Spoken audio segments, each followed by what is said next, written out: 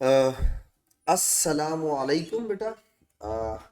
हमारा last topic था sigma और पाई बॉन्ड। तो बेटा मैंने आपको सिग्मा और पाई बॉन्ड में ये बताया कि अगर orbital overlapping along with the axis होती है तो हम उसे कहते हैं सिग्मा बॉन्ड, और अगर साइड वे ओवरलैप हो अबव और बिलो तो हम उसे पाई बॉन्ड कहते हैं, राइट।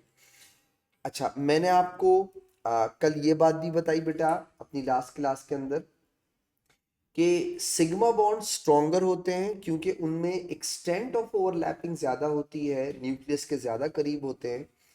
पाई बॉन्ड्स वीकर होते हैं बेटा। वो जाहिर बात है एक्सटेंट ऑफ ओवरलैपिंग कम होती है उनमें, और वो न्यूक्लियस से थोड़ा दूर भी होते हैं। मैंने आपसे एक बात और भी कही थी कि इंशाल्लाह हम इसको थोड़ा और डिटेल से पढ़ेंगे सिग्मा और पाई बॉन्ड की स्ट्रेंथ के बारे में जब हम लोग डिस्कस करेंगे हाइब्रिडाइजेशन बेटा, ठीक है। तो आज जो मैं टॉपिक आपके साथ स्टार्ट करने लगा हूं उस टॉपिक का नाम है हाइब्रिडाइजेशन।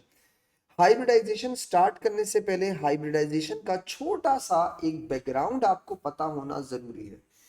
अगर आपको हाइब्रिडाइजेशन का बैकग्राउंड पता होगा बेटा तो आपके कॉन्सेप्ट कंपैरेटिवली ज़्यादा अच्छे रहेंगे, ठीक है।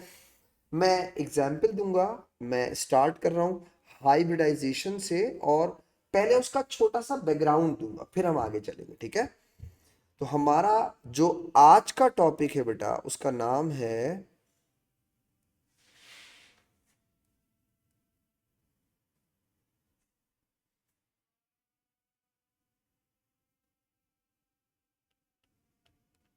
हाइब्रिडाइजेशन, ठीक है। हाइब्रिडाइजेशन का कॉन्सेप्ट आया कैसे, कैसे पता चला कि एक प्रोसेस है जिसे हाइब्रिडाइजेशन कहते हैं और वो होती है बॉन्डिंग के अंदर। तो मैं चाहूंगा पहले आपको उसका बैकग्राउंड पता हो। देखो बेटा, पहली छोटी सी बात जो आपको पता है, आप ओ लेवल से पढ़ते हुए आ रहे हैं, बॉन्ड एनर्जी जिसे बीई कहते हैं बेटा, bond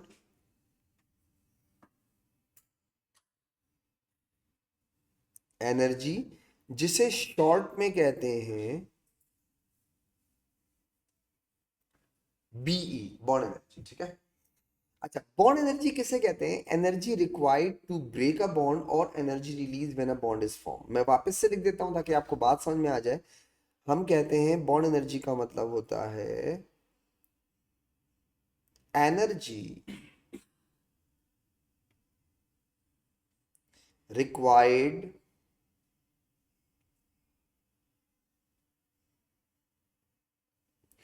to break a bond और energy released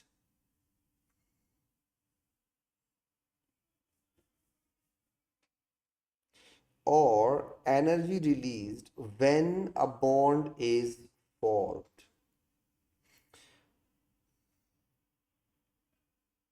When a bond is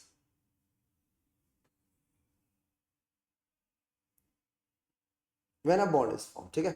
अच्छा, पहले तो मुझे यकीन है जो बातें मैं आपसे कर रहा हूं ये आपके लिए नई नहीं होनी चाहिए, बहुत बच्चों वाली बातें।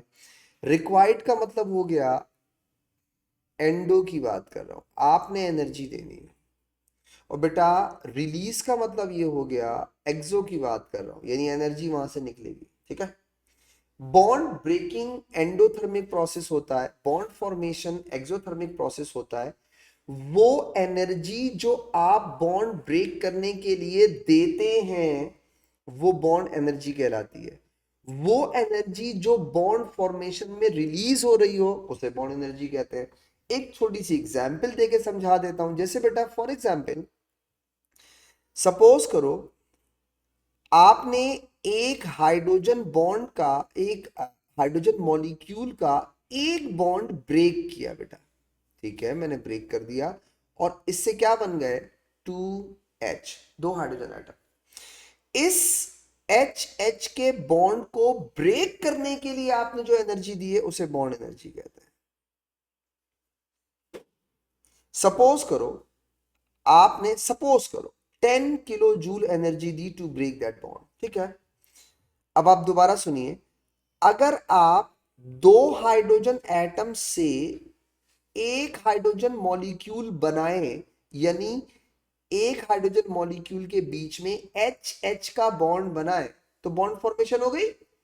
बॉन्ड फॉर्मेशन होगी बेटा तो एनर्जी रिलीज होगी, हाँ होगी बेटा। एनर्जी रिलीज होगी उसे भी बॉन्ड एनर्जी ही कहते हैं। जितनी एनर्जी आपने इस बॉन्ड को ब्रेक करने के लिए दी थी, जब वो सेम बॉन्ड बनेगा बेटा, उतनी ही एनर्जी वापस से रिलीज हो जाएगी।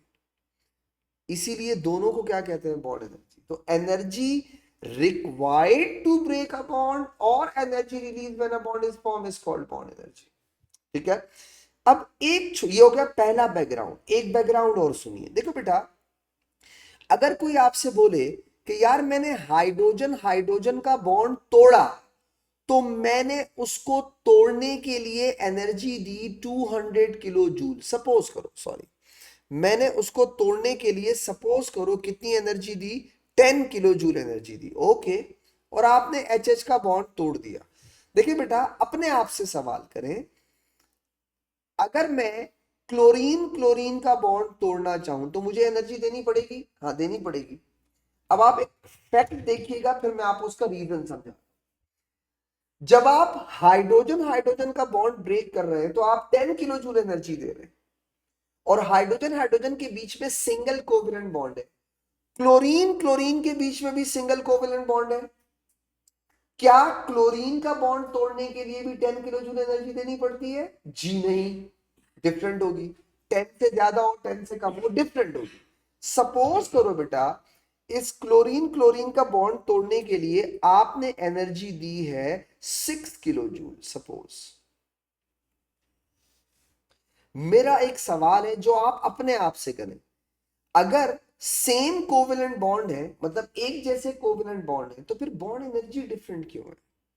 इसका मतलब ये हो गया, इसका मतलब ये हो गया कि ये वाला बॉन्ड स्ट्रॉन्ग है और ये वाला बॉन्ड वीक है।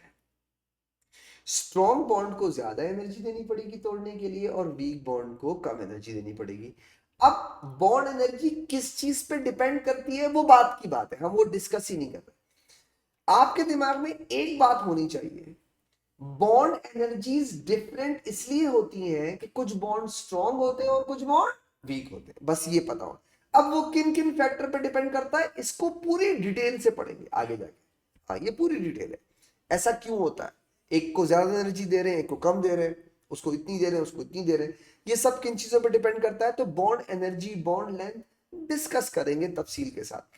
अभी फिलहाल अपने दिमाग में दो बातें रखिएगा। पहली बात मैंने क्या बोली, आपको पता होना चाहिए बॉन्ड एनर्जी किसे कहते हैं। दूसरी बात मैंने आपको क्या बोली, आपको ये बात पता होनी चाहिए बेटा कि हर बॉन्ड की एनर्जी सेम नहीं होती, different bond energies different bonds के लिए होती है, ठीक है।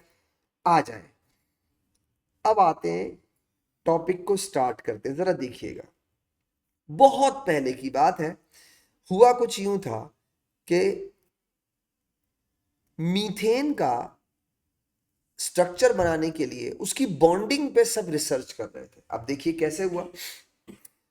कार्बन का प्रोटॉन नंबर होता है 6, इलेक्ट्रॉनिक कॉन्फ़िगरेशन करोगे तो क्या बनेगी, 1s2 2s2 2p2।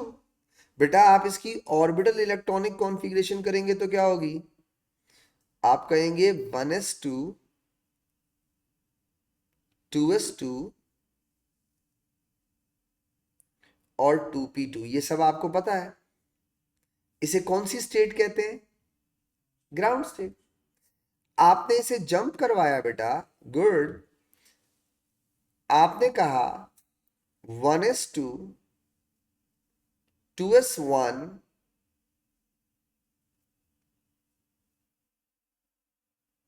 और 2p3। बेटा देखिएगा 1 2 3, इसे कौन सी स्टेट कहते हैं, एक्साइटेशन। आपको पता है ना ये 2s है, बिल्कुल पता है। आपको पता है ना ये 2px है, ये 2py है, और ये 2pz है। आपको ये पता है ना कि 2s की एनर्जी 2p से कम होती है। यस और no? P x, p y, p z degenerate orbital होते हैं, सबकी एनर्जी सेम होती है, बट 2s की एनर्जी 2p से कम होती है। अब देखें बेटा, अगर 4 अनपेयर्ड इलेक्ट्रॉन हो गए तो कोवेलेंट बॉन्ड 4 बन सकते हैं। अगर मैं एक हाइड्रोजन यहां लगा दूं तो बन जाएगा बॉन्ड। एक हाइड्रोजन यहां पे इलेक्ट्रॉन शेयर कर ले, एक हाइड्रोजन यहां शेयर कर ले, एक हाइड्रोजन यहां शेयर कर ले, तो बेटा आपका CH4 बन गया। ये देखिए,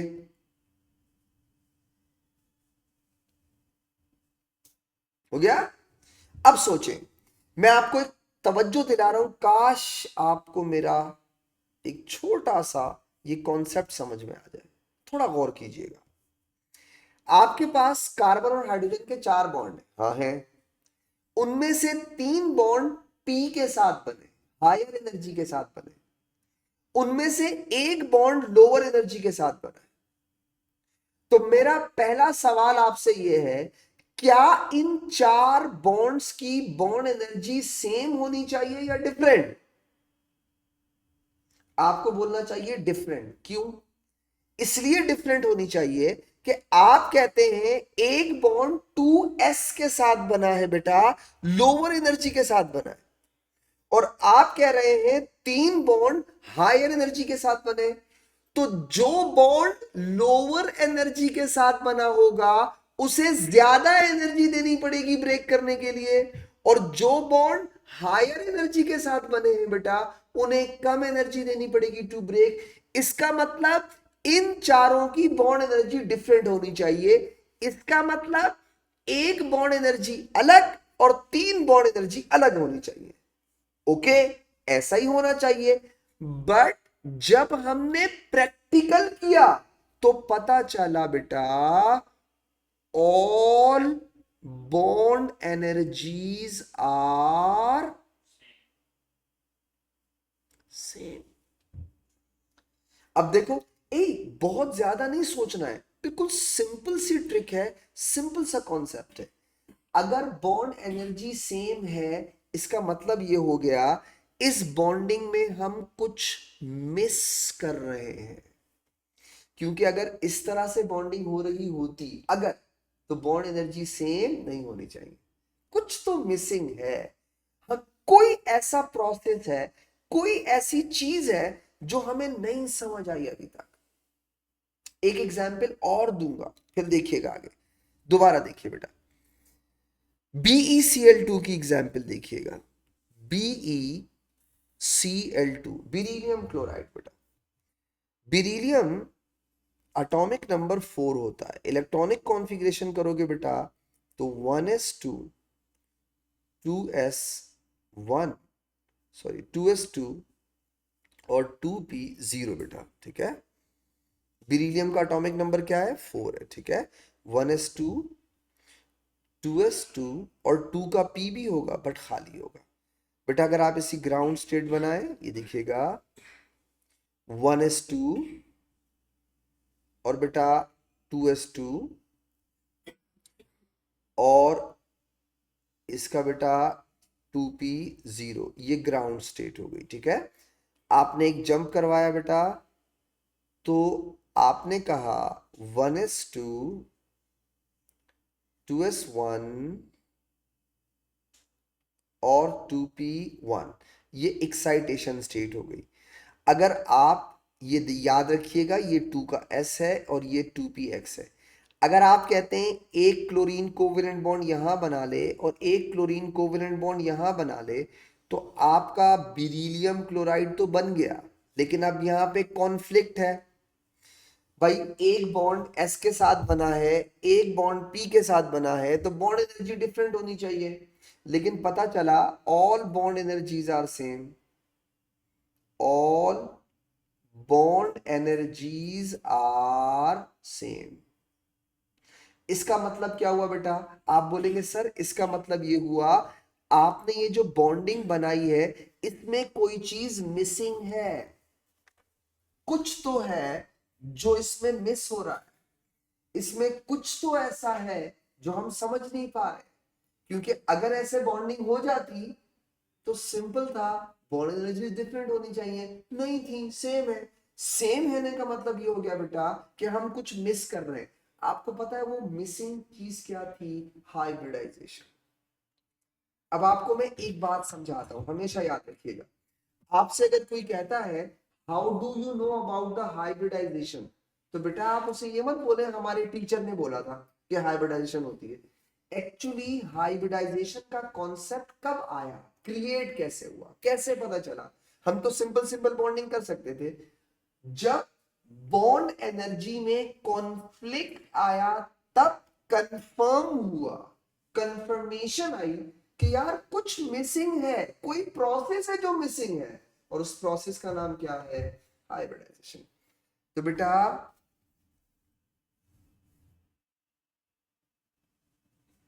एक छोटी सी बात याद रखिएगा,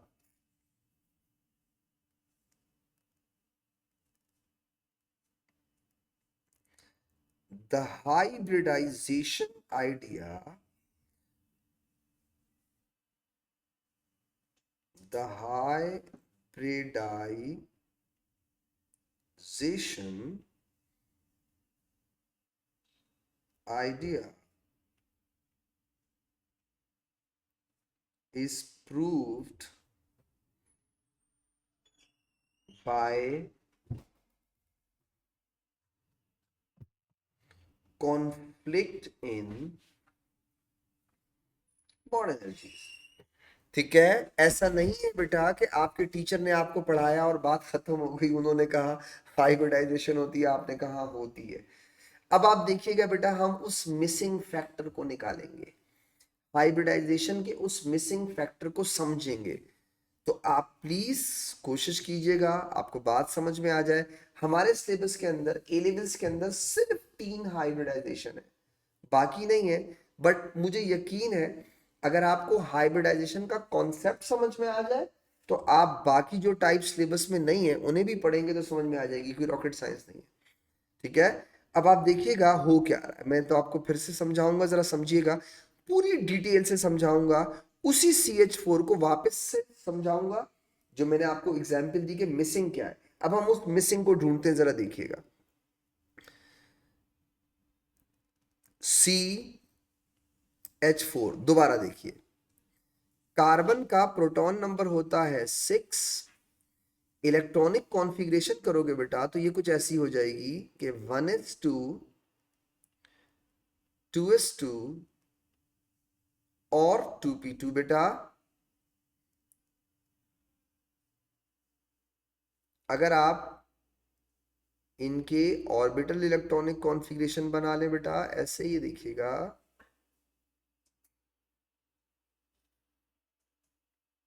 देखें 1s2 2s2 और 2p2, इसे हम कहते हैं ground state.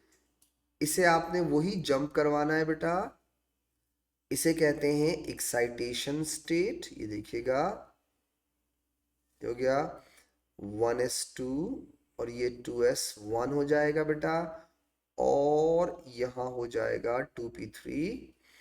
Look at here, ये 1s2 2s1 और 2p3, आप इसे कहेंगे एक्साइटेशन से। ठीक है, मैं वापस से लिख देता हूं, याद रखिएगा बेटा, ये 2x है बेटा, ये 2py है, सो 2px है, ये 2px है, ये 2py है, और ये 2pz है बेटा। ठीक है, अच्छा ऊपर वाले केस में हमने क्या किया था, एक्साइटेशन के बाद बॉन्डिंग बना दी, ऐसा नहीं होता। अब होता क्या है सुनिए, बिफोर बॉन्डिंग ये डिफरेंट एनर्जी और डिफरेंट शेप्स के ऑर्बिटल्स आपस में मिक्सअप हो जाते हैं। ये जो एटॉमिक ऑर्बिटल्स हैं, एस की शेप स्फेरिकल है, एस की एनर्जी कम है, पी की शेप डंबल शेप है, पी की एनर्जी ज्यादा है एस से।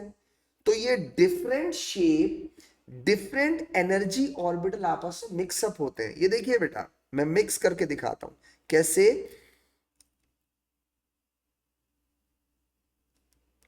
ये हो गया 2 का S, ठीक है, इसे कहते हैं 2s। ओके, ये मैंने बनाया 2px प्लस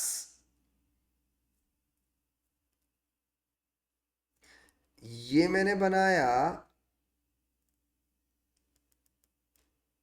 2py। ठीक है बेटा, और सपोज ये मैंने बनाया 2pz। ठीक है, इसे मैं कह रहा हूं 2pz। बिफोर बॉन्डिंग ये ऑर्बिटल्स आपस में मिक्स हुए, different energy different shape. Mix होने के बाद, मिक्स होने के बाद इन्होंने 4 न्यू ऑर्बिटल्स बनाए। ये देखिए बेटा, 1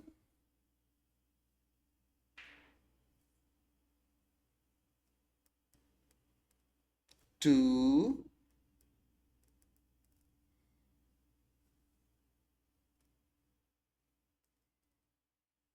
3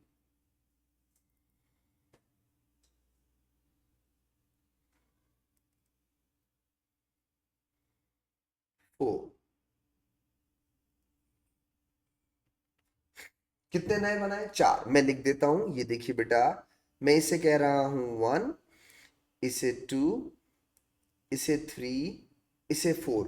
पूरी बात को अच्छी तरीके से तवज्जो से सुनिएगा।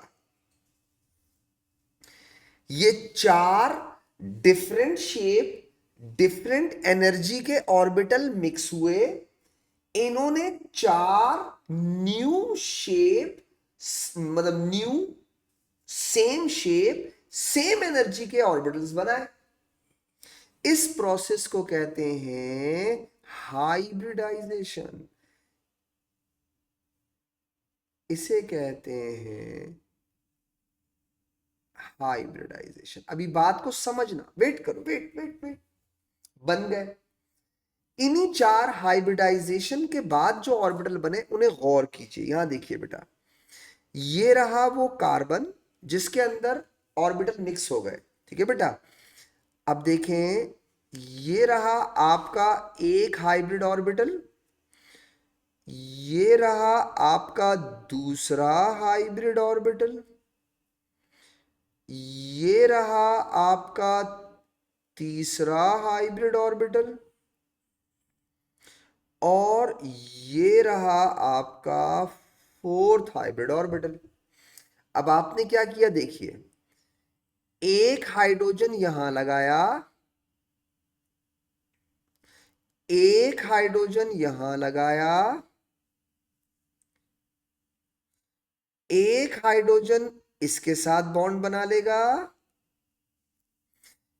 एक हाइड्रोजन इसके साथ बॉन्ड बना लेगा। ये 4 बॉन्ड्स बन गए बेटा। अब सुनते जाइएगा पूरी बात, वो जो पहले बताई थी। और शेप क्या हो गई, ये देखिए बेटा, सी, इधर एच, इधर एच, इधर एच, इधर एच हो गई। अब आप सोचें, इन चारों की बॉन्ड एनर्जी सेम क्यों होनी चाहिए? अब आपको बात है, मैं क्या लिख रहा हूं, मेरा की पॉइंट देखिएगा। मैंने कहा बेटा, all 4 bond energies must be same. Same होनी चाहिए। पता है क्यों? इसलिए सेम होनी चाहिए बेटा कि अब जो बॉन्ड बने हैं वो डिफरेंट एनर्जीज के साथ नहीं बने, चारों सेम एनर्जी सेम शेप के ऑर्बिटल है। तो तुम ऊपर और नीचे वाले को कंपेयर करो, तुम्हें ऑटोमेटिकली बात समझ में आ जाएगी। और बहुत सिंपल सी बात है बेटा, ऊपर वाले को देखिएगा, ये वाले जो मैंने CH4 समझाया आपको, आप गौर करें, इस CH4 में मैं क्या मिस कर रहा था? हाइब्रिडाइजेशन मिस कर रहा था। एक्साइटेशन स्टेट के बाद इस वाले केस में एक्साइटेशन स्टेट के बाद ऑर्बिटल्स आपस में मिक्स हुए, जितने मिक्स हुए उतने ही नए बने।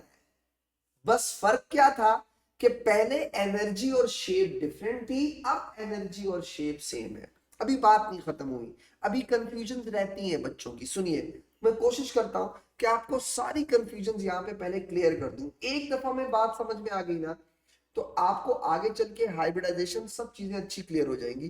तो एक दफा पहले बात को जरा क्लियर कर लो, बात समझ लो। कुछ बच्चे कहते हैं कि सर एक एस का था और 3 पी के आपस में मिक्स हुए, तो सर आपने तो 4 पी के बना दिए। नहीं, सुनो, एक दफा एटॉमिक ऑर्बिटल आपस में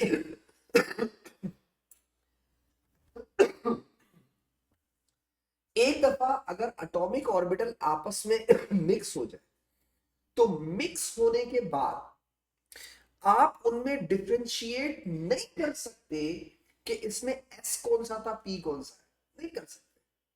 अगर आप इन 4 ऑर्बिटल्स के अंदर, बेटा ये जो लिखे हुए 4 ऑर्बिटल, इन चारों ऑर्बिटल्स के अंदर अगर आप ये फर्क करना चाह रहे हैं कि मुझे एस नजर आ जाए, नहीं नजर आएगा। मैं आपको 2 मिसालें देता हूं, एग्जाम्पल देता हूं। सपोज करो ये जो एटॉमिक ऑर्बिटल्स थे बिफोर मिक्सिंग, ये they are made up of sand, मट्टी के बने। आपने पहले 2s जो मट्टी का बना हुआ था सपोज, और 3p मट्टी के बने हुए सपोज, आपने उन्हें क्रश किया, मिक्स किया, बिल्कुल पाउडर कर दिया। अब आपने नए सिरे से 4 नए ऑर्बिटल्स बनाए। तो क्या क्रश करने के बाद, पाउडर करने के बाद दोबारा से जब आप ऑर्बिटल्स बनाएंगे, तो क्या आपको समझ में आएगा कि इसमें एस कौन सा था, पी कौन सा था? नहीं समझ में आ सकता। एक और एग्जांपल देता हूं, जरा सुनिए। सपोज करो बेटा, आप कहते हो एस की एनर्जी कम है और पी की ज्यादा है। चलो एक काम करते हैं, मेरे पास एक बीकर है, उसमें पानी रखा हुआ है 20 डिग्री सेंटीग्रेड के ऊपर। कितने डिग्री? 20। और उस बीकर के ऊपर मैंने लिख दिया इट इज 2s। ओके, मेरे पास एक और बीकर है, उसके अंदर पानी रखा हुआ है बेटा, और उस पानी का टेम्परेचर है 40 डिग्री सेंटीग्रेड, और मैंने उसके बीकर के ऊपर लिख दिया 3p। एक 2s का बीकर, एक 2p का बीकर, 2p और 2s का बीकर। 2p की एनर्जी कितनी है? 40, और 2s की एनर्जी कितनी है? 20। मैंने क्या किया, एक खाली बीकर लिया और उसमें मैंने 2s वाले बीकर में से पानी और 2p वाले बीकर में से पानी डाल के मिक्स कर दिया। आप सोचो, एक दफा मिक्सिंग हो जाए, क्या अब आप बता सकते हो इसमें कौन सा मॉलिक्यूल 2s से आया है और कौन सा मॉलिक्यूल 2p से आया है? नहीं बता सकते। एक चीज बता सकते हो, अब एक की एनर्जी कम थी, एक की एनर्जी ज्यादा थी, लेकिन बेटा जब आप इन्हें मिक्स करेंगे तो एक चीज तो कंफर्म्ड है, जो रिजल्टेंट एनर्जी होगी वो 2s से क्या हो जाएगी? ज्यादा, और 2p से क्या हो जाएगी? कम हो जाएगी। यानी एवरेज एनर्जी पे आ जाएंगे सारे के सारे, एवरेज एनर्जी पे। 2s से एनर्जी बढ़ जाएगी और 2p से एनर्जी। तो हाइब्रिडाइजेशन में हायर ऑर्बिटल की एनर्जी कम हो जाती है, लोअर एनर्जी के ऑर्बिटल्स की एनर्जी हाई हो जाती है, और वो एवरेज एनर्जी के ऊपर आ जाते हैं। एवरेज एनर्जी सिस्टम में इवन डिस्ट्रीब्यूशन ऑफ एनर्जी हो जाती है, जिसे स्टेबिलिटी भी कहते हैं। सबकी एनर्जी सेम हो गई। तो आप हाइब्रिडाइजेशन करने के बाद ये नहीं बता सकते एस कौन सा, पी कौन सा। जैसे मैंने देखा है, बच्चे मुझसे पूछते हैं सर ये जो शक्ल आपने बनाई है, शेप बनाई है, ये तो बिल्कुल ऐसा लग रहा है जैसे पी हो। हमें नहीं, ये पी नहीं है बेटा, सही है, ये रिप्रेजेंटेशन है, हम इसको ऐसे रिप्रेजेंट करते हैं बेटा। तो याद रखिए। अब आता हूं कुछ टर्म्स पे, बात नहीं खत्म हुई, सुनिएगा। इस हाइब्रिडाइजेशन में एक s और 3p ऑर्बिटल मिक्स हुए ना, तो आप इस हाइब्रिडाइजेशन को कहते हैं sp3 हाइब्रिडाइजेशन। सीखते जाइएगा। आप इसे क्या कहते हैं? sp3 hybridisation. और बेटा ये जो 4 नए ऑर्बिटल बने, अब मैं आपको केमिस्ट्री नहीं पढ़ा रहा, इंग्लिश पढ़ा, इंग्लिश की टर्म्स बता रहा हूं। केमिस्ट्री तो पढ़ा दी, खत्म हो गई, अब आप इंग्लिश पे आ जाए। अगर एक s तीन पी ऑर्बिटल आपस में मिक्स हो रहे हो तो उस हाइब्रिडाइजेशन का नाम होता है sp3। अगर एक एस तीन पी ऑर्बिटल आपस में मिक्स हो रहे हो तो जो नए बनते हैं चार उनका नाम क्या होता है? sp3 hybrid orbitals. मैंने कहा ना केमिस्ट्री नहीं पढ़ा, अब इंग्लिश की टर्म्स बता रहा हूं बस। इन्हें कहते हैं sp3 हाइब्रिड ऑर्बिटल्स कहते हैं। ठीक है, एक एस और तीन पी मिक्स हुए तो जो नए बने उनका नाम क्या हो जाएगा बेटा? sp3 hybrid orbital. आगे देखिएगा, गौर से देखिए, अब बात इंशाल्लाह आपको और अच्छी समझ में आ जाएगी। आपको वैसे तो मैंने अपनी लास्ट क्लास में बताया था सिग्मा और पाई बॉन्ड के बारे में। First bond between the two atom is always sigma, ये हो गई बात। सेकंड और थर्ड बॉन्ड क्या होते हैं? पाई। लेकिन मैंने आपको सिग्मा को पहचानने का तरीका भी बताया था। अगर inter nuclear axis overlapping area में से पास हो रही है तो सिग्मा बॉन्ड होता है। तो बेटा बताओ, अगर हाइड्रोजन और कार्बन के न्यूक्लियस बिल्कुल सेंटर में हो तो जो इंटर न्यूक्लियर एक्सिस होगी, गौर से देखिएगा, वो ऐसी होगी नहीं होगी? बताओ।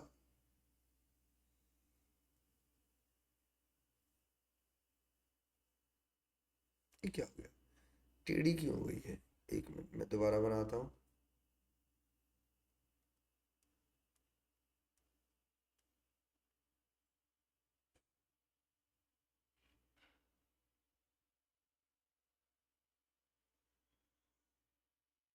पता नहीं क्या हो रहा है, खैर। तो बताओ, क्या inter nuclear axis overlapping area में से गुजर रही है? इसका मतलब है ये बॉन्ड कौन सा होगा? सिग्मा। इसी तरह बेटा ये बॉन्ड भी क्या होगा?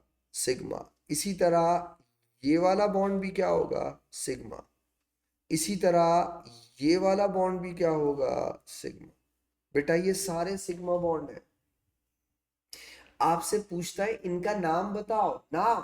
देखो बेटा मैंने कहा ना, मैं अब आप केमिस्ट्री नहीं आपको इंग्लिश बता रहा हूँ। जरा देखिएगा इनका नाम कैसा होगा, बहुत सिंपल सा है। यहाँ देखिए, हो ये रहा है कि एक कार्बन का जो ऑर्बिटल है उसका नाम है sp3।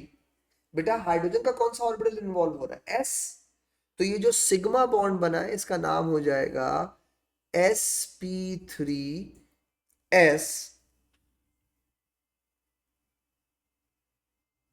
Sigma bond. So this is called sp3s sigma bond.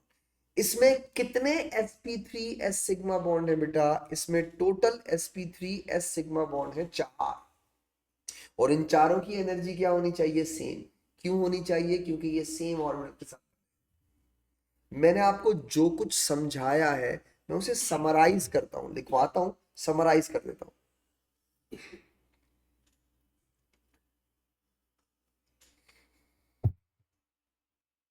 यहां देखिए बेटा, मैं कुछ पॉइंट्स लिख देता हूं आपके लिए ताकि आपको रिवाइज करने में जरा आसानी हो जाए।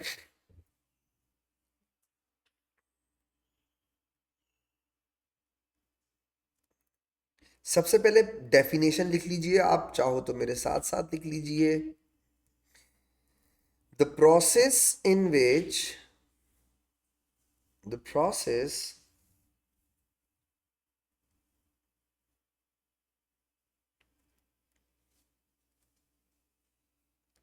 in which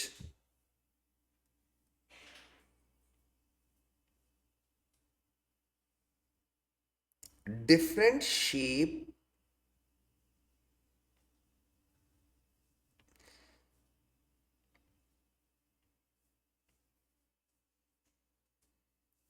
different energy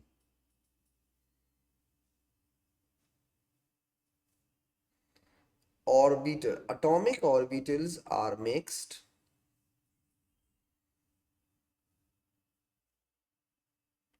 atomic orbitals are mixed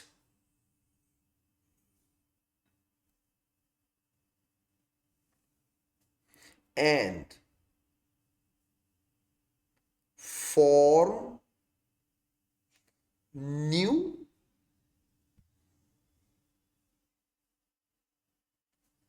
same energy and same shape orbitals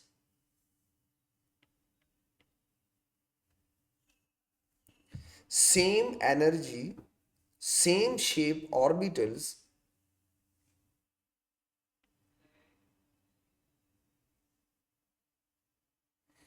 is called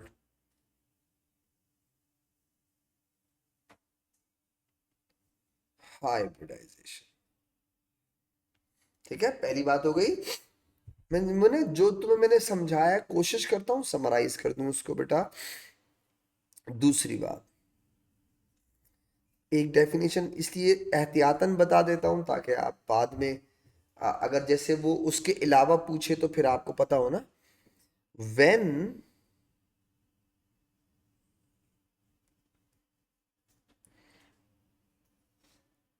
one S, अच्छा वन एस को नंबर वाला वन नहीं लिखते, ठीक है, याद रखिएगा, पेपर में भी ख्याल रखिएगा। When one S and three P, when 1s and 3p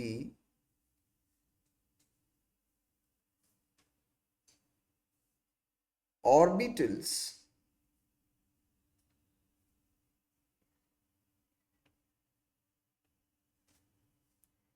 are mixed, when 1s and 3p orbitals are mixed,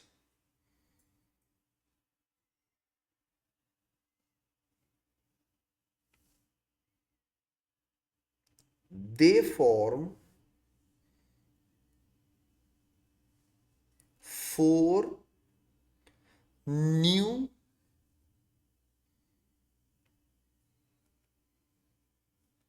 same shape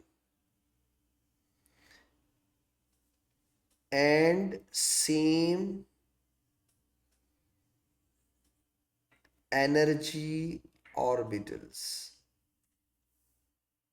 are called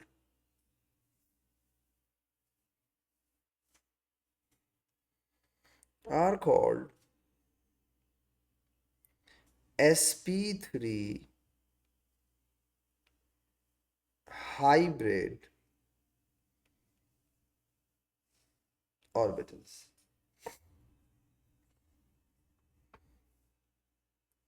तीसरा पॉइंट बेटा,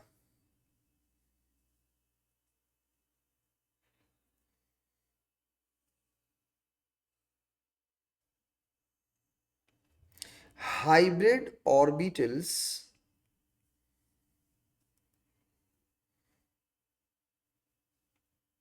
have average energy of both higher and lower energy orbital. अच्छा ये मेरा last वाला point ना समझना बहुत जरूरी है आपको। अगर आपको ये समझ में आ जाएगा ना तो फिर आपको ना जो हाइब्रिडाइजेशन है उसके और भी